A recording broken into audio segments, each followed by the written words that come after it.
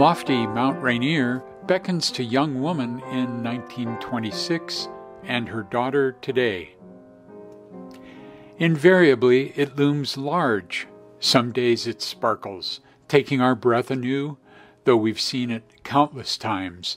Other days it faintly hovers in the haze. Still other days it's invisible, but we know it's there. Of course, I'm speaking of Mount Rainier. From one generation to the next, it's the rock of our Northwest identity. I renewed my awe for this perennial presence at a talk by historian Dan Curley last May at the Mirabella Seattle Retirement Community. Also attending was resident and Seattle native Charlotte Dean Bushue. Afterward, I learned that Charlotte, 88, had brought along a battered box of 42 professional photos taken at and near Rainier's Paradise Trail Base in 1926. Several of the 8x10s depicted Charlotte's then 23-year-old mother, Jean Frazier, working as a guide that summer. The box by her side, Charlotte reflected on her mom, who graduated college with honors and held several jobs. She was a smart lady, and she liked to do unique things. During the Depression, Frazier worked at a Seattle bank, sitting at a table at the entrance to the bank with a pile of cash, reassuring the public that their money was safe. Can you imagine doing that now? Frazier also adopted a homemaking trajectory.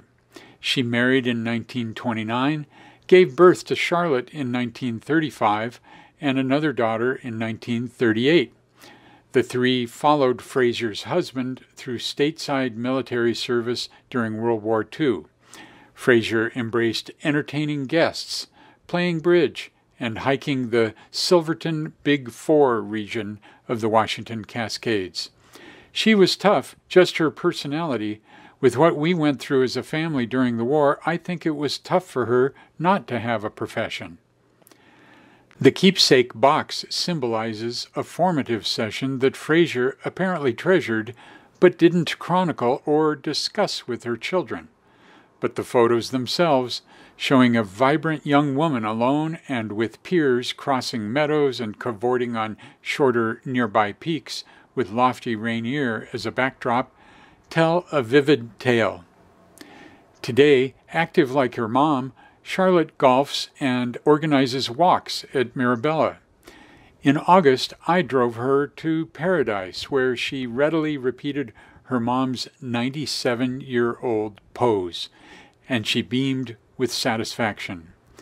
That she had that experience makes me happy.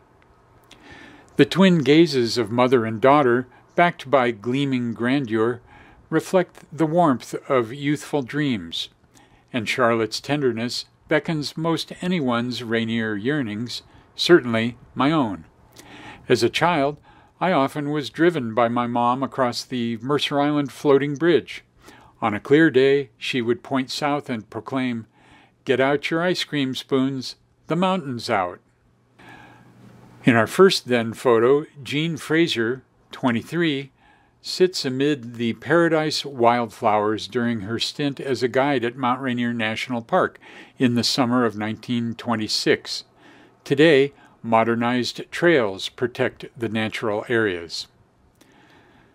In our second then photo, perched in 1926 on Pinnacle Peak, south of Rainier and Paradise, is guide Jean Frazier.